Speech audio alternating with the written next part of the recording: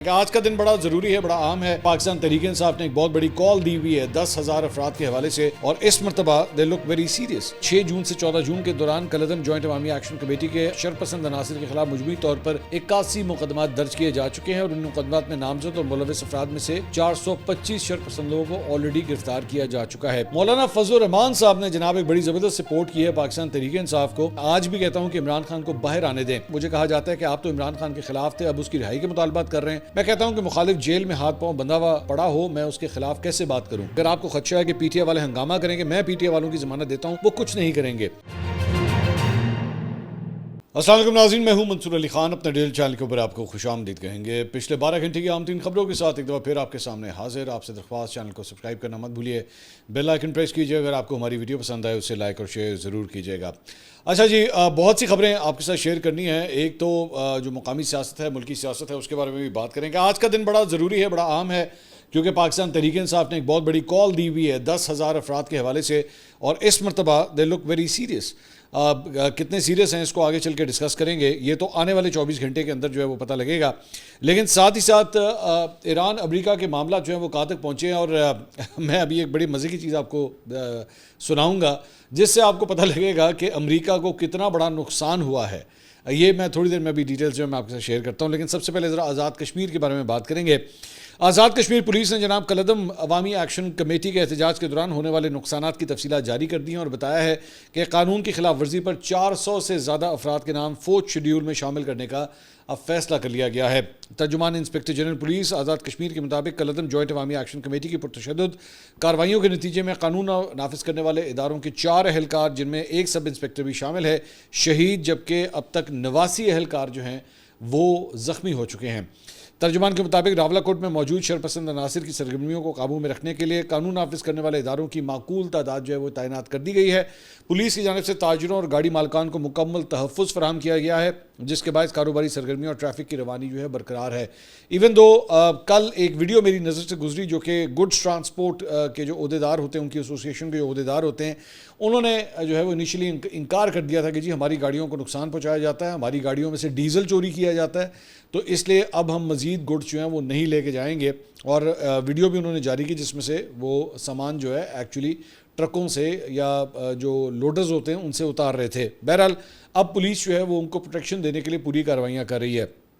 اس کے ساتھ ساتھ آئی جی نے کہا کہ جی بھمبر، میرپور، کوٹلی حویلی، باغ، جہلم ویلی، مظفر آباد اور نیلم میں حالات معمول کے مطابق ہیں۔ ان اضلاع میں شٹر ڈاؤن نہیں، جبکہ بعض مقامات پر معمولی نوعیت کا پہیہ جام دیکھا جا سکتا ہے۔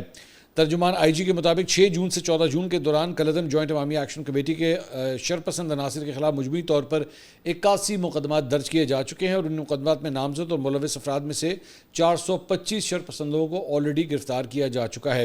انہوں نے کہا کہ گرفتار ملزمان کے قبضے سے 15 خودکار غیر قانونی ہتھیار بما ایمونیشن برآمد کیا گیا ہے۔ اس کے علاوہ آئینی مکے، واکی ٹاکی سیٹ، حساس نوعیت کے آلات اور مختلف دستاویزات بھی تحویل میں لی گئی ہیں۔ کالعدم جوائنٹ عوامی ایکشن کمیٹی کے 400 سے زیادہ اراکین اور کارکنان کے نام 4تھ شیڈیول میں جاری کرنے کا عمل جاری ہے۔ اضلاع کے درمیان ٹریفک کی آمد و رفت جاری ہے۔ آزاد کشمیر کے تمام داخلی راستے کھلے ہیں اور ٹریفک مکمل طور پر فی الحال بحال ہے۔ ترجمان آئی جی پولیس نے عوام سے اپیل کی کہ وہ پرامن رہیں، افواہوں پر کان نہ دھریں اور قانون نافذ کرنے والے اداروں کے ساتھ مکمل تعاون کریں۔ اس کے علاوہ سوشل میڈیا کے اوپر جو ہے وہ ایک ویڈیو اس وقت چل رہی ہے جو بتایا جاتا ہے کہ آزاد کشمیر کے کالعدم عوامی ایکشن کمیٹی کے جو سربراہ ہیں شوکت نواز، ان کے بہنوئی کی یہ جو ہے وہ ویڈیو بتائی جاتی ہے، اور اس میں وہ یہ کہتے ہیں کہ جناب میرا اب عوامی ایکشن کمیٹی سے جو ہے کوئی تعلق نہیں ہے۔ ان کے بہنوئی پروفیسر واجد نے کالعدم انتشاری جو عوامی کمیٹی ہے اس کے بیانات کو مسترد کرتے ہوئے ویڈیو پیغام میں کہا کہ میں اس بات کا نظریہ رکھتا ہوں کہ کشمیر کا پاکستان سے رشتہ لا الہ الا اللہ کی بنیاد پر قائم ہے۔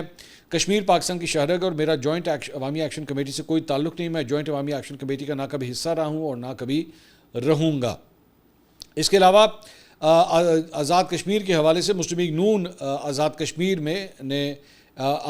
میں انتخابات کے بروقت انعقاد کے حق میں واضح موقف اختیار کرتے ہوئے کسی بھی قسم کی تاخیر یا التوا کی مخالفت کر دی ہے۔ مسلم لیگ نون کشمیر کے صدر نے کی زیر صدارت پارلیمانی پارٹی مرکزی عہدیداران اور پارٹی ٹکٹ کے امیدواروں کے ایک اہم اجلاس میں آئندہ انتخابات کے لیے پارٹی حکمت عملی اور لائحہ عمل پر تفصیلی مشاورت کی گئی۔ اجلاس کے دوران پاکستان پیپلز پارٹی کی حالیہ پریس کانفرنس اور انتخابات مؤخر کرنے کے مطالبے کے اوپر بھی غور کیا گیا۔ مسلم لیگ نون کے رہنماؤں نے اس پہ سخت رد عمل دیتے ہوئے کہا کہ جمہوری عمل میں تاخیر کسی صورت قابل قبول نہیں اور انتخابات اپنے مقررہ وقت پر شفاف انداز میں منعقد ہونے چاہیے۔ اس کے علاوہ جناب وفاقی وزیر برائے پارلیمانی امور ڈاکٹر طارق فضل چودھری نے بھی اس معاملے کے اوپر جو ہے وہ لب کشائی کی ہے۔ انہوں نے کہا کہ حکومت نے عوامی ایکشن کمیٹی کے پیش کردہ مطالبات میں سے 38 میں سے 35 نکات تسلیم کر لیے تھے، جبکہ 3 نکات عدالتی کارروائی کی وجہ سے جو ہے وہ مؤخر ہوئے تھے۔ حکومت نے 170 افراد کے خلاف قائم مقدمات بھی ختم کرائے اور متاثرہ عام شہریوں کو معاوضے بھی فراہم کیے، تاہم اس کے باوجود احتجاجی مارچ کا انعقاد کیا گیا، جس پر افسوس ہے ان واقعات میں ایف سی اور پولیس کے اہلکاروں نے اپنی جان کا نذرانہ بھی پیش کیا ہے۔ انہوں نے عوامی ایکشن کمیٹی سے اپیل کی کہ وہ تشدد سے گریز کریں اور مسائل کے حل کے لیے مذاکرات اور مکالمے کا راستہ اختیار کریں۔ انہوں نے کہا کہ حکومت کی جانب سے جوائنٹ عوامی ایکشن کمیٹی کو کالعدم قرار دیا جا چکا ہے، اس لیے اس سے براہ راست مذاکرات نہیں ہو رہے، تاہم بالواسطہ رابطے موجود ہیں اور مسائل کے حل کے لیے کوششیں جو ہے وہ جاری ہیں۔ اس کے علاوہ الیکشن کمیشن نے گلگت بلتستان، جہاں پہ ابھی حالیہ جو ہے وہ الیکشنز ہوئے تھے، انتخابی تنازعات سے متعلق درخواستوں پر فیصلہ سناتے ہوئے انہوں نے بیشتر اعتراضات جو ہے وہ مسترد کر دیے ہیں۔ چیف الیکشن کمیشنر نے جی بی اے 17 دیامر 3 میں دوبارہ گنتی کی درخواست مسترد کرتے ہوئے پیپلز پارٹی کے امیدوار محمد نسیم کی کامیابی جو ہے وہ ڈکلیئر کر دی ہے۔ اسی طرح جی بی اے 18 دیامر 4 میں ری پولنگ کی درخواست مسترد کر دی گئی، جس کے بعد مسلم لیگ نون کے کفایت الرحمان کی جیت جو ہے وہ اب برقرار رہے گی۔ جی بی اے 14 سٹور 2 میں دائر انتخابی اعتراضات بھی مسترد کر دیے گئے اور مسلم لیگ نون کے رانا محمد فاروق کی کامیابی جو ہے وہ ڈکلیئر کر دی گئی۔ اسی طرح جی بی اے 20 غزر 2 میں اعتراضات مسترد ہونے کے بعد مسلم لیگ نون کے عبد الجہاں کی کامیابی جو ہے وہ برقرار رہی۔ چیف الیکشن کمشنر نے جی بی اے 19 غزر 1 میں اعتراضات مسترد کرتے ہوئے پیپلز پارٹی کے جلال شاہ کی کامیابی کا فیصلہ جو ہے برقرار رکھا۔ اس کے علاوہ جی بی اے 15 دیامر 1 سے متعلق دائر اعتراض بھی جو ہے وہ مسترد کر دیا گیا ہے۔ اس کے علاوہ گورنر پنجاب سلیم حیدر خان کا کہنا ہے کہ گلگت بلتستان میں پیپلز پارٹی بھرپور طریقے سے جیتی ہے، اگر نتائج نہ روکے جاتے تو پیپلز پارٹی کی 14 سے زیادہ نشستیں ہوتی ہیں۔ ہم سمجھتے ہیں کہ ابھی بھی تاخیر سے آنے والے نتائج پر لوگوں کے سوالات موجود ہیں۔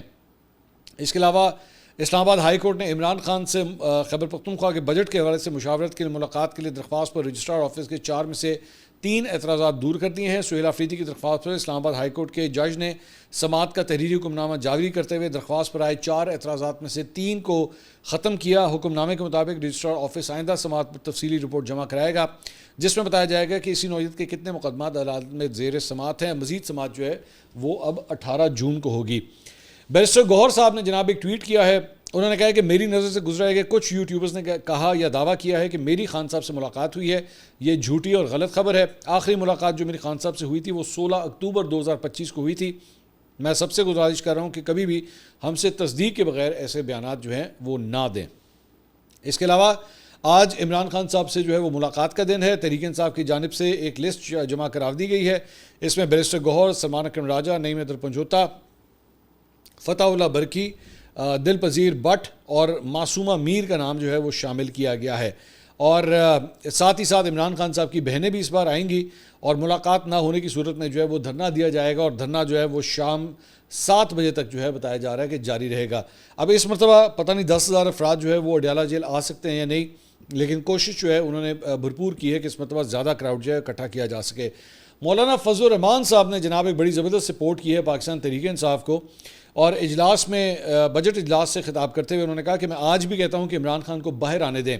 اگر ایک شخص کی وجہ سے ملکی تناؤ ہے تو اسے رہا کریں۔ مجھے کہا جاتا ہے کہ آپ تو عمران خان کے خلاف تھے، اب اس کی رہائی کے مطالبات کر رہے ہیں۔ میں کہتا ہوں کہ مخالف جیل میں ہاتھ پاؤں بندھا ہوا پڑا ہو، میں اس کے خلاف کیسے بات کروں؟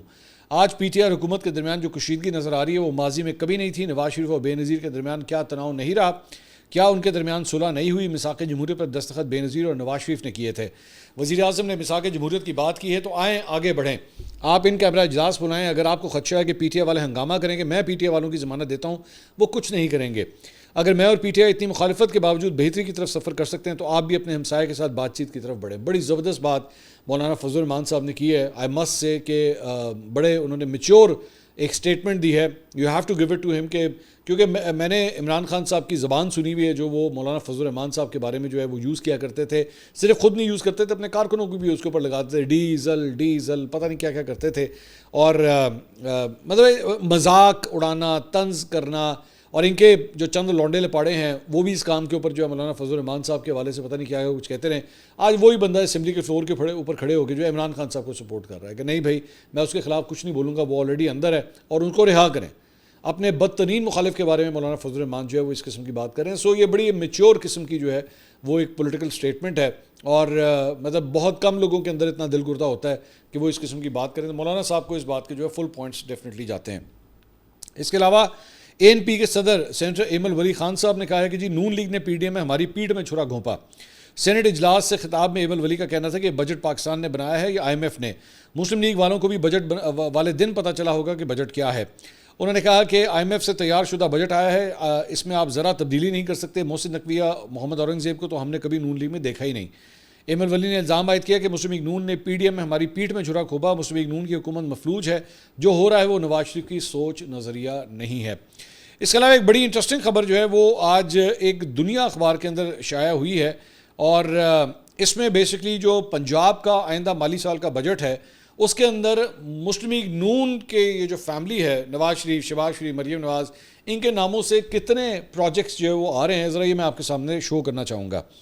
دنیا کی اس خبر کے مطابق پنجاب کا آئندہ مالی سال 2026-2027 کا 5131 ارب روپے کا بجٹ جو ہے وہ آج پیش کیا جائے گا. صوبے کے مجموعی اخراجات کا تخمینہ 3569 ارب 60 کروڑ روپے لگایا گیا ہے. پنجاب حکومت نے ترقیاتی بجٹ 1450 سے کم کر کے 752 ارب روپے کر دیا ہے. 752 ارب روپے کی سالانہ ترقیاتی پروگرام میں 3560 کل پروجیکٹس شامل کرنے کی تجویز ہے. 493 ارب 25 کروڑ جاری ترقیاتی اسکیمیں, جبکہ 258 ارب 75 کروڑ روپے نئی ترقیاتی اسکیموں کے لیے رکھا گیا ہے. 3171 جاری ترقیاتی اسکیموں کے لیے 353 ارب 84 کروڑ روپے لوکل فنڈ, جبکہ 139 ارب 40 کروڑ روپے فورن فنڈنگ ہوگی.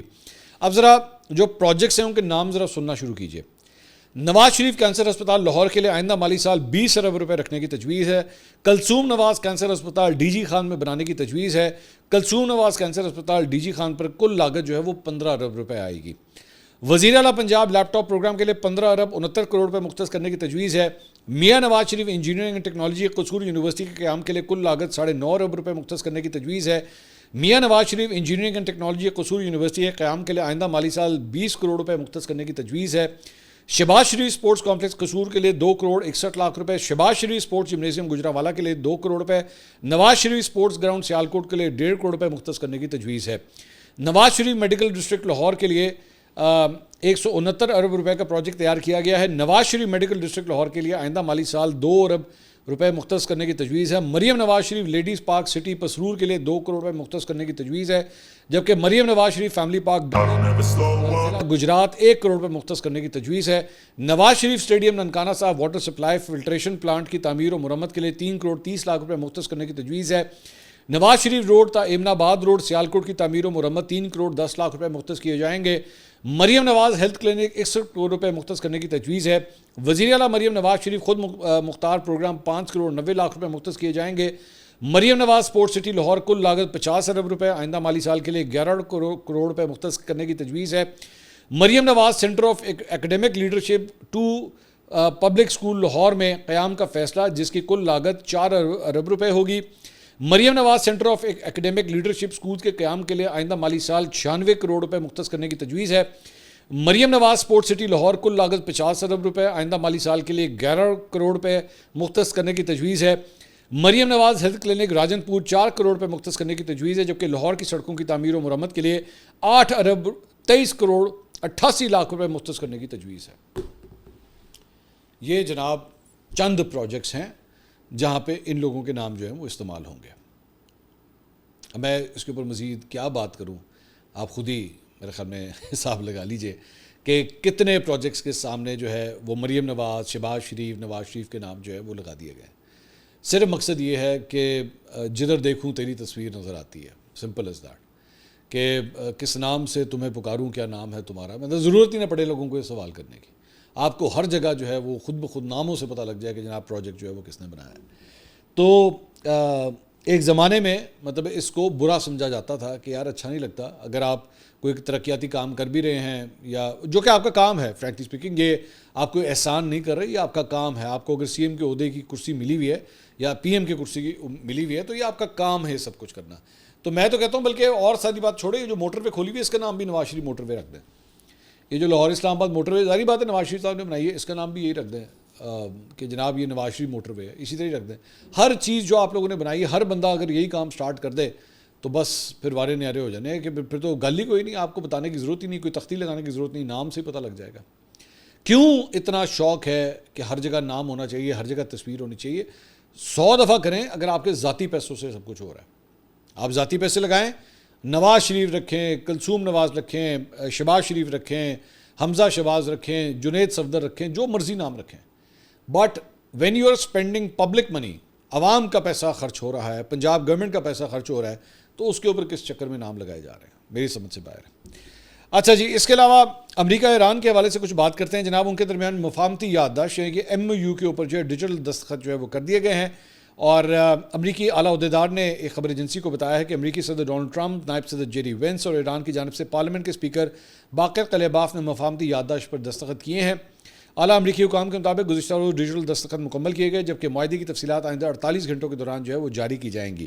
اس کے علاوہ اس ہفتے کے آخر میں تکنیکی سطح کے مذاکرات کا بھی جو ہے وہ آغاز ہو جائے گا. انٹرسٹنگ بات یہ ہے کہ یہ خبر سامنے آئی ہے، امریکی صدر نائب صدر جیری وینس نے یہ کہا ہے کہ اگر، اب یہ بڑی انٹرسٹنگ بات ہے کہ اگر ایران معاہدے کے تحت اپنی ذمہ داریوں اور وعدوں کی مکمل پاسداری کرتا ہے تو اسے $300 ارب کے تعمیراتی فنڈ سے فائدہ اٹھانے کا موقع ملے گا. $300 ارب کا جو فنڈ ہے اس کے دروازے کھل جائیں گے ایران کے لیے. امریکی میڈیا کو انٹرویو میں جے ڈی وینس نے کہا کہ مجوزہ تعمیراتی فنڈ خلیجی اتحادی ممالک کی جانب سے فراہم کیا جائے گا اور ایران کو اس تک رسائی معاہدے پر عمل درآمد سے مشروط ہوگی. انہوں نے واضح کیا کہ ایران کی جانب سے معاہدے کی شرائط پورے کیے جانے کی صورت میں یہ فنڈ ملک کی تعمیر و ترقی کے منصوبوں کے لیے استعمال کیا جا سکتا ہے. انہوں نے کہا کہ ایران کے $24 ارب کے منجمد تثاثروں کی بحالی مفاہمتی معاہدے کے موجودہ مسودے کا حصہ نہیں ہے. اگر آپ اٹھا کے دیکھیے، مطلب ظاہری بات ہے یہاں پہ ایویلیویشن تو ہوگی نا کہ جناب ایکچولی یہ چلیں جنگ ختم ہو گئی، چلیں معاہدہ ہو گیا، سب کچھ ہو گیا اور پاکستان کی بہت تعریف ہوئی. آئی مسٹ سے دس اگین اینڈ اگین. لیکن اس میں سے بہتر ڈیل کسے ملی؟ تو میرا خیال میں ایران نے جو ہے بہترین ڈیل اپنے لیے حاصل کی ہے. دیکھیے 28 فروری کو یہ جنگ شروع ہوئی، 27 فروری تک جب یہ جنگ نہیں شروع ہوئی تھی کون سے $300؟ اس کے بارے میں تو کوئی بات بھی نہیں ہو رہی تھی کہ جناب کوئی $300 جو ہے وہ دیے جائیں گے. آج یہ صورتحال ہے کہ جب یہ معاہدہ ہو رہا ہے تو ایران کے لیے $300 کے خزانے جو ہے وہ کھولے جا رہے ہیں. 27 فروری کو جنگ سے ایک دن پہلے تک آبنہ ہرمز کھلی تھی. انہوں نے آبنہ ہرمز کے اوپر ایسا گرپ ڈالا، ایسا اس کو چوک کیا، ایسا اس کو بند کیا کہ امریکہ نے باقی ساری ڈیمانڈیں چھوڑنے کا بھائی جان تو کھولو نا. ساری کی سارا فوکس ہی اس کے اوپر آ گیا کہ برائے مہربانی اس کو کھول دیں، کیونکہ اگر آپ نے اس کو نہ کھولا تو پوری دنیا کے اندر جو تیل کی قیمتیں جہاں پہ چلی جائیں گی پھر ہم لوگ ہمارے لیے سانس لینا مشکل ہو جائے گا. ایسا انہوں نے چوک کر کے رکھ دیا. اور and of the day Iran جو ہے وہ مطلب اگر ٹیبل کے اوپر اٹھ رہا ہے، یہاں سے جب اگر سائن کرتا ہے اور سائن کر کے اٹھتا ہے تو اس کی جیب میں تو $300 ارب ڈال دیا آپ نے، اور آپ کو اس پوزیشن پہ وہ لے کے گیا جہاں پہ جب جنگ شروع ہوئی تھی. تو ایران کے لیے اس سے بہتر ڈیل اور کیا ہے؟ جہاں تک جو ایٹمی ہتھیاروں کا تعلق تھا وہ تو پہلے ہی وہ کہہ رہے تھے کہ ہم تو انٹرسٹڈ نہیں ہیں اس سلسلے میں، تو فتویٰ بھی آیا ہوا تھا آیت اللہ خامنائی کا. اس کے علاوہ امریکہ اس سارے معاملے کے اندر جو ہے وہ رجیم چینج چاہتا تھا وہاں پہ. تو حکومت تو وہی ہے، سب وہ لوگ وہی ہیں. کتنے لوگوں کو مارا گیا، ان کے انٹیلیجنس چیف ہو، آرمی چیف ہو، آیت اللہ خامنائی ہو، پتہ نہیں کون کون سا وزیر ہو، مطلب اتنی بڑی لمبی لسٹ ہے. لیکن انہوں نے ٹک کر کے اس کو ریپلیس کیا. انہوں نے کہا حکومت یہی رہے گی، بندے چینج ہوتے رہیں گے، کوئی مسئلہ نہیں. اور میرا خیال میں اب ایران جو ہے سارے معاملے کے بعد مزید طاقتور ہو گیا ہے، مزید ہیڈ اسٹرانگ ہو گیا ہے. ان کی جو قوم ہے وہ اور بھی زیادہ متحد ہو گئی ہے. ان کے اندر ایک کانفیڈنس آ گیا ہے کہ ہم اپنے سے پتہ نہیں کتنے گنا زیادہ طاقتور اور اپنے سے کتنے گنا بڑے ملک کے ساتھ جو ہے پنگا لے سکتے ہیں اور کھڑے رہ سکتے ہیں.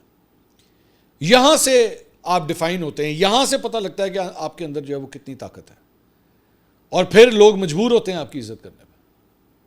تو ایران جو ہے وہ ایک بہت بہتر ڈیل لے کے جو ہے وہ یہاں سے نکلا ہے. اس کے علاوہ جناب برطانیہ کی حکومت نے جناب 16 سال سے کم عمر بچوں کے سوشل میڈیا استعمال کے اوپر جو ہے وہ پابندی لگانے کا اعلان کر دیا ہے۔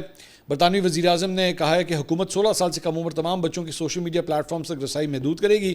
ان کے مطابق کم عمر بچوں کے لیے سوشل میڈیا پر مکمل پابندی ہی بہترین حل ہے تاکہ انہیں آن لائن خطرات اور اسکرین کے حد سے زیادہ استعمال سے محفوظ رکھا جائے۔ I think this is a very good decision, بہت اچھا ڈیسیجن ہے یہ، کیونکہ کچے ذہن ہوتے ہیں، ان کو پتہ ہی نہیں ہوتا کہ وہ کیا مطلب سرفنگ کر رہے ہیں، کیا دیکھ رہے ہیں، اور آج کل کے بچے جو ہے وہ اتنا زیادہ ٹائم اسکرینس کے اوپر گزارتے ہیں کہ جس کی انتہائی کوئی نہیں۔ برائے مہربانی اپنے بچوں کے ساتھ ٹائم سپینڈ کیا کریں، برائے مہربانی ان کو کوئی نہ کوئی کھیل کھلایا کریں۔